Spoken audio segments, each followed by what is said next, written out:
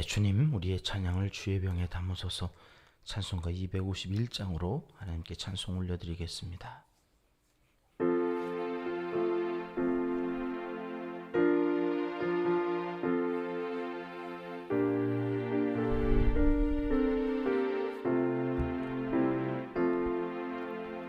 놀랍다 주님의 그 은혜, 우리의 죄를 속하시려 갈보리 십자가 위에서 어린 양 보혈을 흘렸네.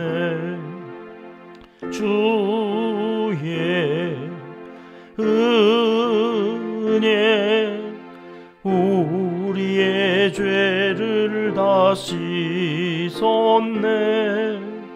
주의 은혜 우리의 죄를 다 씻었네. 죄악은 성난 파도같이 우리 영혼을 위협하나 헤아릴 수 없는 주님 십자가에서 보이셨네. 주의 은혜 우리의 죄를 다 씻었네. 주의 은혜 우리의 죄를 다 씻었네. 죄악에 물든 영혼들을 주께서 피로 씻으시네. 지금도 흐르는 그 피에 눈보다 더 희게 씻으라. 주의 은혜 우리의 죄를 다 씻었네. 주의 은혜 우리의 죄를 다 씻었네. 비할 수 없는 그 은혜를 믿는 자에게 거저주네. 형제여 주 앞에 나와서 더 지체 말고 곧 받으라. 주의 은혜 우리의 죄를 다 씻었네. 주의 은혜 우리의 죄를 다 씻었네.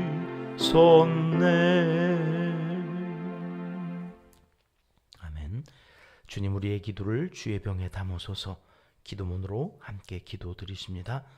참 좋으신 우리 아버지 하나님, 오늘도 새벽을 깨우며 복 있는 사람의 자리를 지키게 하시고 주의 말씀을 주야로 묵상하며 말씀 의지하여 기도와 간구로 하루를 시작하게 하시니 진심으로 감사와 영광과 찬송을 올려드립니다.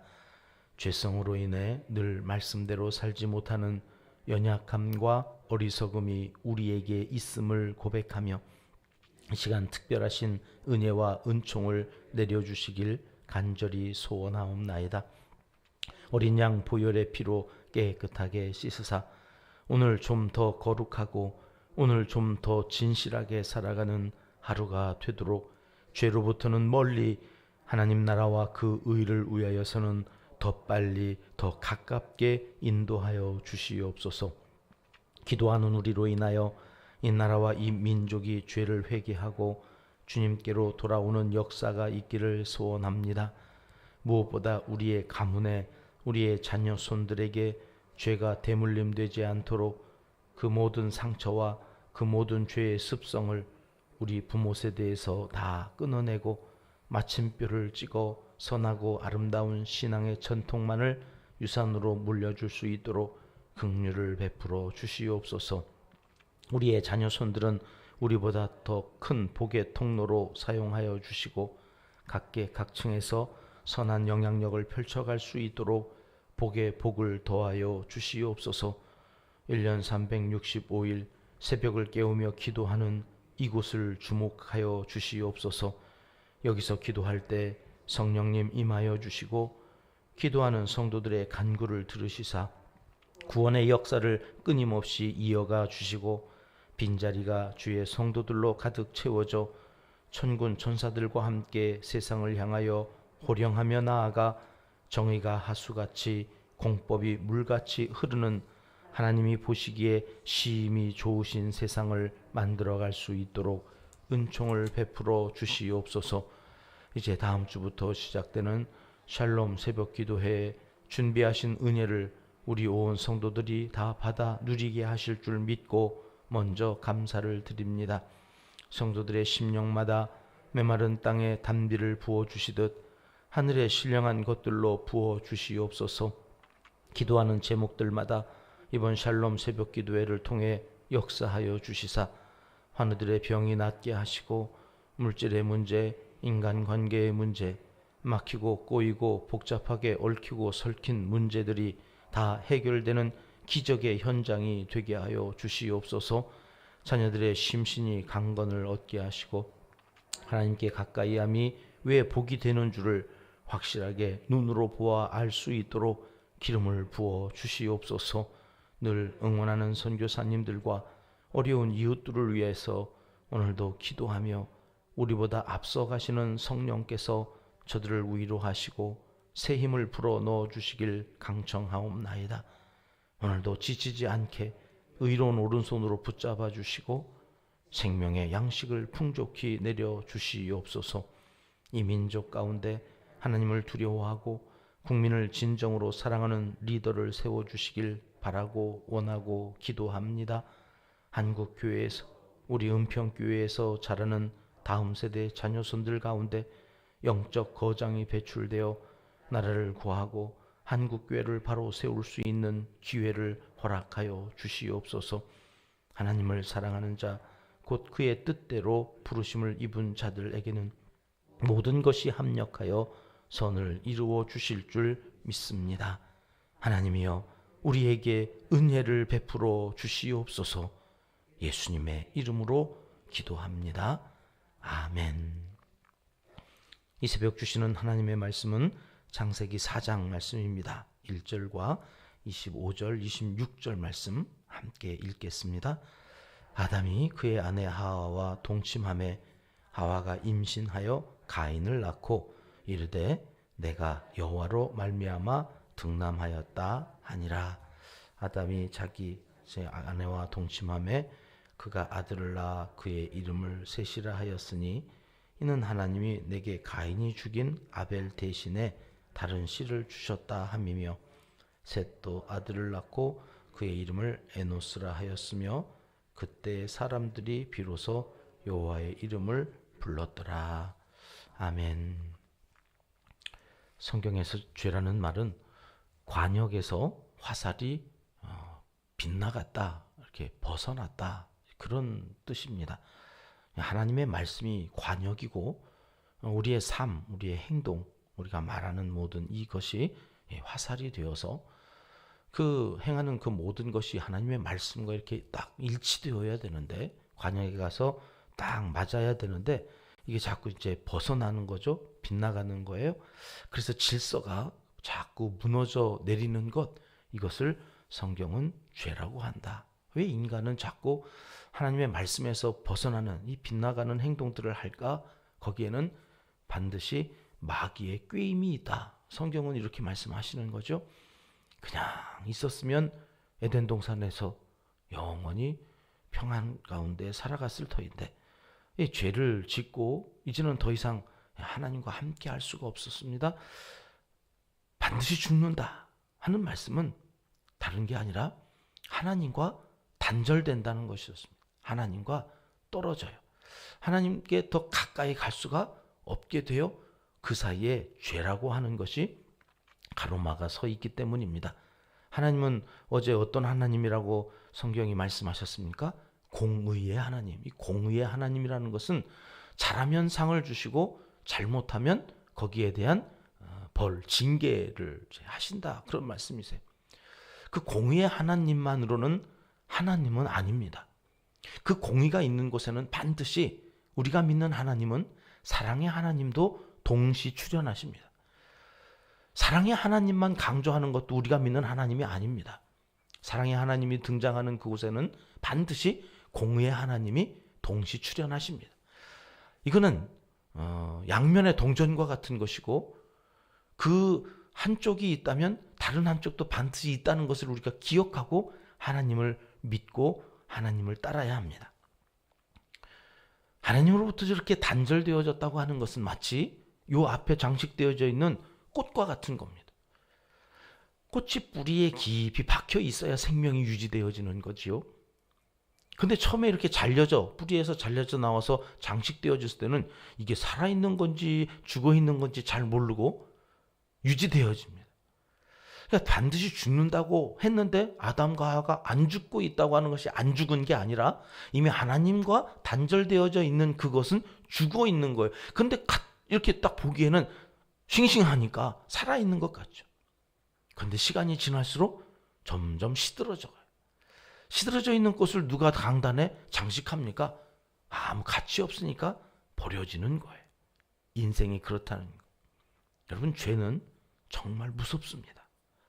한때 한국 교계에 가게에 흐르는 저주를 끊어라, 그런 책이 나와가지고 많은 성도들을 미혹했습니다. 많은 그리스도인들이 여기에 겁을 먹고 가게에 흐르는 저주라니까 이게 자식들에게 화가 미칠까봐 엄청나게 공포스러워하고 이거 어떻게 해야 되나 그래서 그쪽으로 이렇게 쏠렸던. 그러나 이 말은 아버지가 포도를 많이 먹어가지고 아들이 이가 시리다 하는 말처럼 가문으로 흐르는 저주가 있다고 하는 이 말은 잘못된 표현이었습니다. 사실은 죄의 속성상 죄성이 대물림된다는 거죠.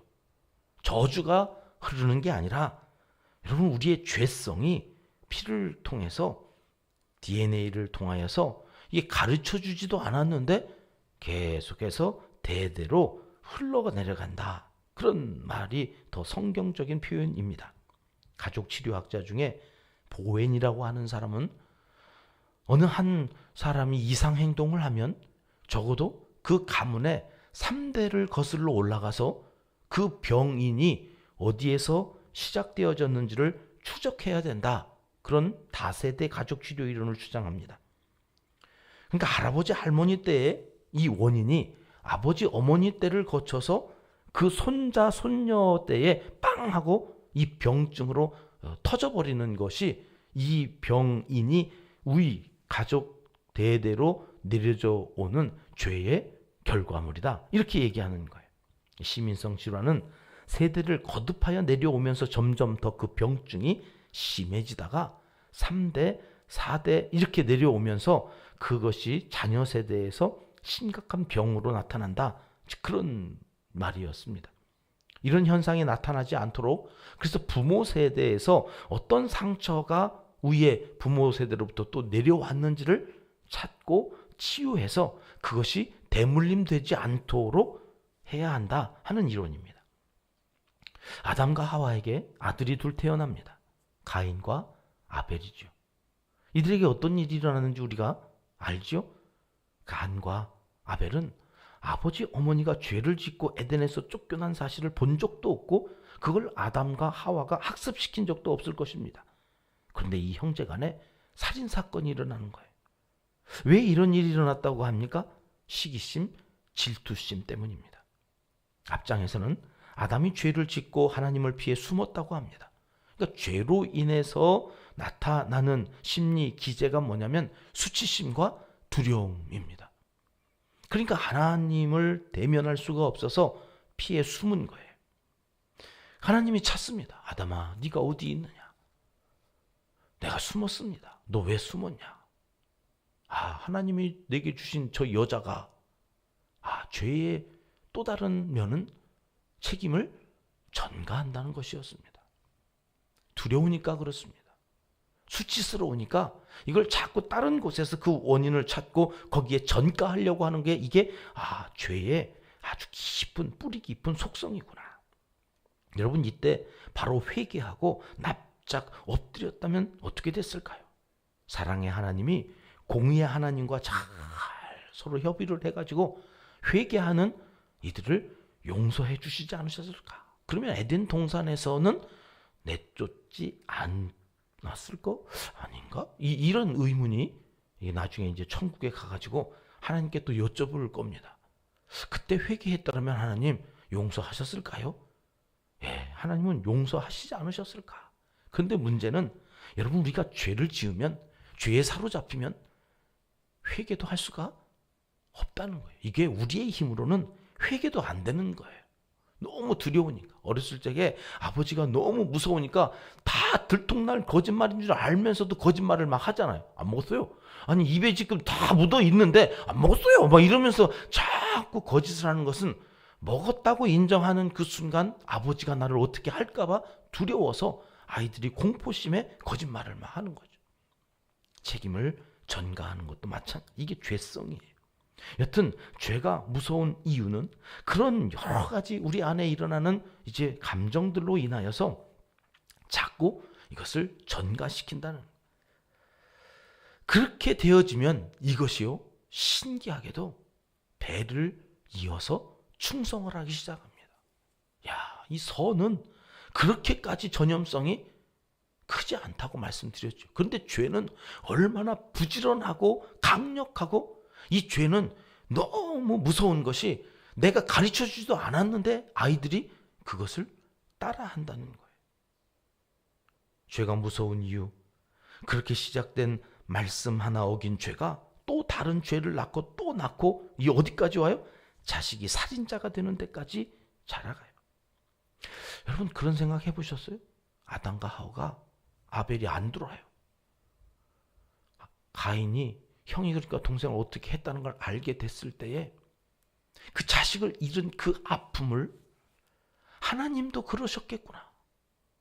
우리를 그렇게 하나님의 형상으로 지음받은 이 인간이 말씀을 어겨서 이제는 하나님과 단절되어서 하나님이 더 이상 그 자녀인 아담과 하와 함께 할 수 없을 때 왔던 그 하나님의 마음이 아벨을 잃은 그 아담과 하와의 마음 이상이었지 이하는 아니었을 거 아니겠습니까? 그거를 이제는 조금 이해하면서 더 하나님 앞에 회개하고 하나님 앞에 참 죄송한 마음으로 살았지 않았을까?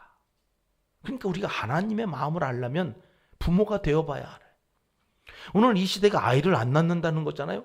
여러분 여기에도 마귀의 엄청난 괴계가 있는 거예요. 부모가 되어봐야 하나님의 마음을 알 수가 있는 거거든요. 우리.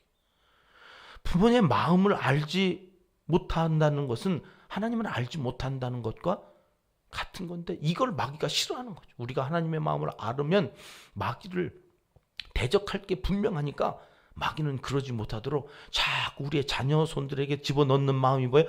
야, 가정 필요 없어. 혼자 사는 게 편해. 야, 결혼을 해라. 그런데 자식은 낳지 마. 끊임없이 우리의 이 영적 싸움이 오늘 이 땅에서 벌어지고 있다는 것을 우리가 영의 눈으로 보아야 합니다. 자, 그렇게 아담과 하와가 그 자식을 잃어보고 자기의 마음을 하나님의 마음과 연결하기 시작합니다. 그때에 하나님께서 아벨 대신에 셋이라고 하는 또 다른 아들을 주셔서 위로해 주십니다. 그런데 오늘 말씀은 그 죄가 그렇게 대를 이어져 간다고 하는 말씀과 함께 마지막 25절, 26절에는 어떤 소망의 말씀을 주시느냐? 그렇게 셋을 주셔서 셋이 또 에노스라고 하는 아들을 낳았는데 그 아들을 낳았을 때 어떤 일들이 세상에 있었다고요? 사람들이 비로소 여호와의 이름을 불렀다. 이 여호와의 이름을 불렀다고 하는 것은 사람들이 그때야 비로소 하나님을 예배하기 시작했다. 그때야 비로소 하나님을 경배하기 시작했다. 그 말씀입니다. 아벨이 죽고 여자의 후손으로 오실 계보가 끝나지 않고 셋과 에노스로 구속의 역사를 이어가시면서 그림 한 장이 있어요. 이제 그 계보를 통하여 예수 그리스도, 하나님과 단절되었던 그 사이에 예수 그리스도가 이제는 다리가 되어서 연결해 주시는 고리로, 그 희망의 불씨를 하나님은 꺼뜨리지 않고 이 죄가 이어져가는 그 마지막 그 4장의 본문에다가 이 구원의 역사를 또 희망의 불씨처럼 기록해 놓고 계시다는 거예요. 죄가 아무리 극성을 부리고 마귀가 제 아무리 제 세상인 것처럼 날뛰어도 여러분, 하나님은 이제도 예배하는 자들을 찾으시고 그들을 통해서 하나님의 나라 역사를 꿋꿋하게 이루어 가신다는 말씀입니다. 거기 우리가 있는 거예요. 오늘도 우리를 통하여 하나님은 하나님의 구원의 역사를 이루어 가시고, 우리 믿는 우리의 가문, 우리의 가정을 통하여서, 우리의 자녀손들을 통하여서 이 역사를 통하여 하나님의 나라를 계속해서 유지시켜 가실 것입니다. 그러니 세상이 아무리 망해가는 것 같고 이 나라가 곧 없어질 거라고 미래학자들이 예견을 하지만 여러분, 속지 마십시오. 하나님이 우리나라를 그렇게 두시지 못하는 것은 기도하는 우리가 있기 때문입니다. 오늘 또 새벽을 깨우며 기도하는 우리의 기도를 하나님은 외면하실 수가 없는 분이시기 때문입니다. 그분은 사랑의 하나님이시라. 공의로 오늘은 우리가 그렇게 살아가는 것 같지만 마귀에게 여러분, 이 세상을 하나님이 넘겨주시지 않고 기도하는 우리를 통해서 이루어 가실 것을 믿고 오늘 또 굳센 믿음으로 자녀 손들을 위하여 기도해 주시고 나라와 민족을 위해서 기도해 주실 때에 하나님이 우리를 통해 이 귀한 역사를 이루어 가실 줄 믿습니다. 기도하겠습니다. 하나님 아버지, 죄가 관영하여 온통 악한 일만 가득한 세상 같아도 예배하는 자들을 남겨두시고 하나님의 역사를 그때나 지금이나 동일하게 이루어 가시는 줄 믿고 감사드립니다. 여기 기도하는 이 자리를 빼앗기지 않고 지켜감으로 위대한 믿음의 가문을 이룰 수 있도록, 위대한 이 나라 이 민족이 제사장 나라가 되도록 우리와 우리 자녀손들에게 은총을 베풀어 주시옵소서. 예수님의 이름으로 기도드리옵나이다. 아멘. 주님 가르쳐 주신 기도입니다. 하늘에 계신 우리 아버지, 아버지의 이름을 거룩하게 하시며 아버지의 나라가 오게 하시며 아버지의 뜻이 하늘에서와 같이 땅에서도 이루어지게 하소서. 오늘 우리에게 일용할 양식을 주시고 우리가 우리에게 잘못한 사람을 용서하여 준 것 같이 우리 죄를 용서하여 주시고 우리를 시험에 빠지지 않게 하시고 악에서 구하소서. 나라와 권능과 영광이 영원히 아버지의 것입니다. 아멘. 자유롭게 기도하시겠습니다.